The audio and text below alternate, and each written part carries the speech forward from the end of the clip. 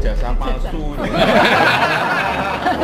Sudah loh, kan asli itu Pak, masih ada 85-nya. Ada. Oh iya. Tahunnya Pak. Pak ngono ya. Tapi Gimana itu saya? masih Nah, ada saya itu. nggak kelihatan udah pakai kacamata di belakang. Waktu wisuda, Pak Jokowi itu wisudanya dengan beberapa teman angkatan November 85. Masuk 80 bukan masuk 82. Masuknya 80. Masuknya 80. Kita angkatan 80. Wisudanya 85. Satu yang saya katakan, tidak pernah marah. Tidak pernah marah. Wise dia. Kalaupun kita gojekan, ya sederhana saja gojekannya gitu kan, guru awas itu. Kalau misalkan ketersinggungan nggak pernah marah. Sama kita. Ya. Sama semua gitu. Iya. Ijazah kita itu ya begini. Bukan beda tulisannya. Dekannya siapa, rektornya siapa itu sama. Dekannya Prof Sunardi waktu itu, Profesor Sunardi. Rektor Prof Jenis Sunardi. hurufnya kan memang jenis seperti hurufnya itu. sama. Ini kumpul saya. Ya ketemu tapi juga hanya sebentar. Kawan-kawan masih simpan semuanya komplit. Enggak, ini dari Sabang Iya. sampai Merauke kalau yang teman di Kehutanan. Berarti seperti mengenang masa lalu ya Pak? Enggak juga. Oh, sering ketemu kok. Sering ketemu bukan. Ya. Nanti ditanya satu-satu. Jokowi bertemu teman kuliah, isu ijazah palsu tenggelam, ditulis oleh Syardi dari siwar.com. Sebelum kita lanjut, jangan lupa subscribe dan nyalakan loncengnya agar Anda menjadi yang pertama mendapatkan informasi dari jurnal terupdate.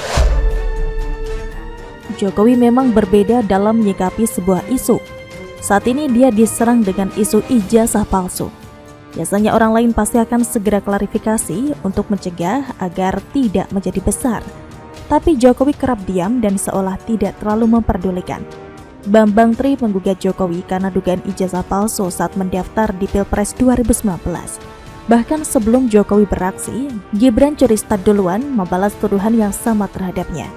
Dia menyebut ijazahnya beli di Shopee dengan cashback dan free ongkir.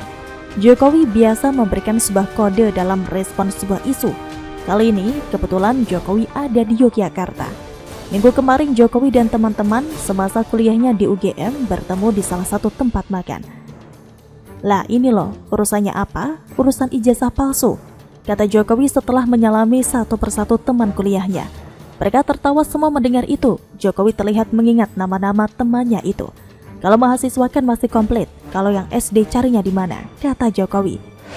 Saat pertemuan itu, Jokowi menjelaskan saat itu ada program pemerintah yang mengubah nama sekolah, yaitu SMA Negeri 6 Surakarta yang dahulunya bernama Sekolah Menengah Pembangunan Persiapan atau SMPP.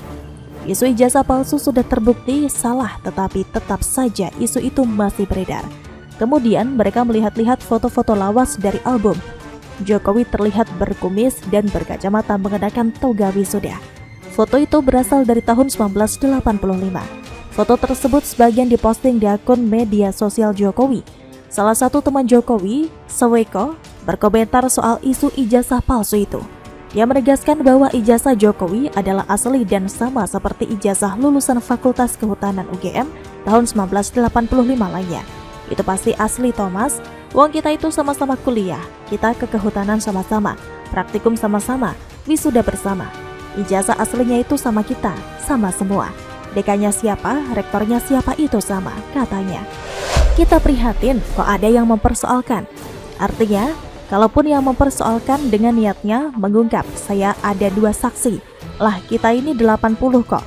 Itu loh, tapi kok ada yang percaya, katanya. Teman kuliah lainnya yaitu Evi Yulia juga memberikan komentarnya. Medsos harusnya diarahkan dengan daya pikir, daya nalar yang bagus gitu. Kok tambah enggak karu-karuan, kata Evi.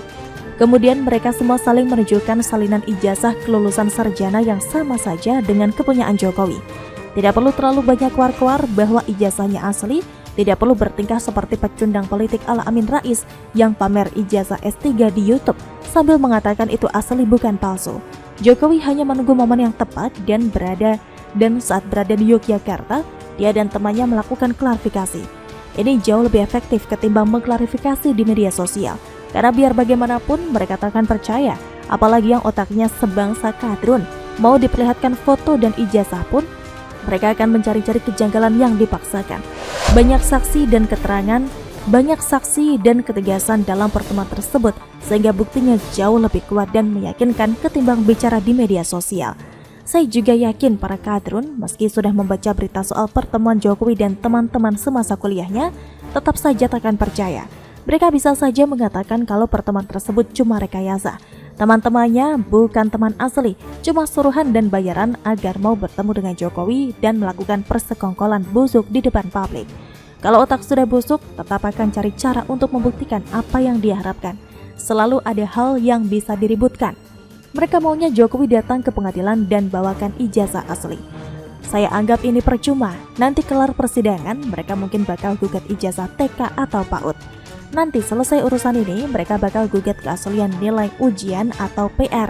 Selesai urusan ini, mereka entah bakal gugat apa lagi. Mungkin Jokowi dipaksa suruh tes DNA untuk membuktikan keluarganya asli atau tidak. Gak akan selesai kalau sudah meladeni otak rusak para kadrun. Kelompok yang diragukan kejiwaannya tidak perlu diladeni, cukup ditertawakan saja. Bila perlu bilang saja itu ijazah beli di pasar loan. Salahnya Jokowi adalah terlalu kalem. Seandainya presiden lain mungkin Bambang Tri tidak bisa tidur nyenyak. Bagaimana menurut Anda? Di era sosial media, hitungannya detik, hitungannya menit. Sudah bukan hari lagi. Begitu ada sebuah peristiwa kecil, dan saudara-saudara menganggap ini kecil, sehingga tidak ditangani, dikomunikasikan dengan baik, dengan kecepatan, membesar menjadi sulit untuk kemudian diselesaikan lagi. Catur skakmat ala Jokowi, undang polisi ke istana. 1 irjen kena tangkap narkoba, ditulis oleh Manuel dari suwar.com. Sebelum kita lanjut, jangan lupa subscribe dan nyalakan loncengnya agar Anda menjadi yang pertama mendapatkan informasi dari jurnal terupdate. Presiden Jokowi dulu tidak pernah gagal untuk membuat saya terpukau. Orang ini dalam bermain politik sangat cantik dan kadang-kadang kita harus angkat topi melihat para oposisi ternganga. Presiden Joko Widodo melakukan gerakan politik yang sangat cantik dengan model yang mungkin tidak banyak dan tidak sebanding dengan Prabowo saat Pilpres 2014 dan 2019. Alhasil, Joko Widodo yang tidak punya masa mendadak jadi primadona. Bermodalkan kejujuran dan kecerdasan di dalam berpolitik, Presiden Joko Widodo berhasil masuk ke dalam atensi nasional yang begitu sulit untuk digapai. Namun, Presiden Joko Widodo berhasil membangun citra yang sangat amat baik dan memang dia membuktikan hal tersebut. Kecerdasan berpolitiknya sangatlah tinggi dan membuat kita sama-sama mengakui bahwa dia bisa memimpin bangsa ini dengan sangat amat memuaskan. Hasil dari kepemimpinannya terlihat sekali di Indonesia. Pembangunan infrastruktur dan pembangunan manusia yang begitu luar biasa membuat kita sama-sama terhempas dari jurang resesi dan justru selamat. Saat ini gerakan politik dan caturnya Presiden Joko Widodo dapat dilihat dengan bagaimana dia mengundang seluruh petinggi kepolisian Republik Indonesia datang ke istana. Petinggi Polri pun datang ramai-ramai, arahan langsung coy, tiba-tiba beberapa hari saja informasinya. Tepat di hari Presiden Joko Widodo bertemu polisi dengan ponsel dititipkan ke pihak protokol istana, di hari ini jugalah seorang petinggi polisi ditangkap oleh Propam terkait narkoba, Irjen Teddy Minahasa. Ketika semua petinggi Polri lengah, di sanalah Propam bekerja dengan senyap, membongkar sindikat narkoba yang dimainkan oleh mafia yang ternyata ada di dalam tubuh Polri. Sadis betul gerakan skakmat yang memakan Teddy. Semua polisi harus tes urin. Karena saya melihat bagaimana keamanan dan protokol kesehatan dijalankan oleh Presiden Joko Widodo dengan luar biasa. Kepolisian Republik Indonesia saat ini sedang dalam masa-masa kekelamannya dengan citra-citra yang dibangun kurang baik.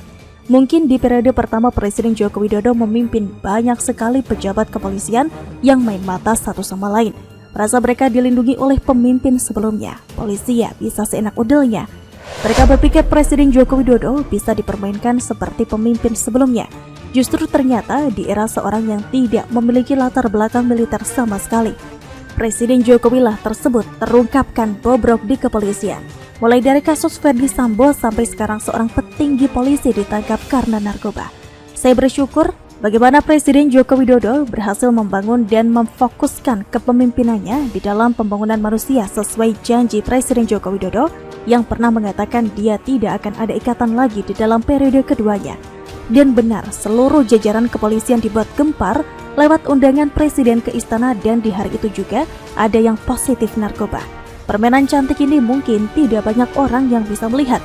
Jebakan yang dipasang oleh Presiden Joko Widodo sangatlah sulit untuk dihindari karena terlihat halus sekali.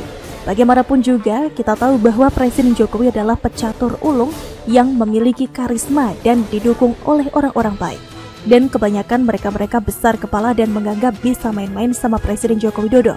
Diundang ke istana adalah satu hal yang sifatnya bergengsi dan banyak orang termasuk para kepolisian. Tapi siapa sangka peristiwa bergengsi itu justru menjadi sebuah jebakan yang membuat para jajaran petinggi Polri kaget sekaget-kagetnya.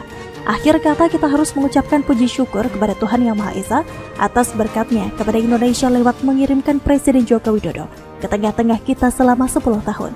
Saya yakin dengan ditangkapnya orang-orang bermasalah, khususnya di dalam jajaran penegak hukum, kasus-kasus yang nyangkut di kepolisian khususnya terkait dengan orang besar politisi yang banyak duit bisa terus terbongkar.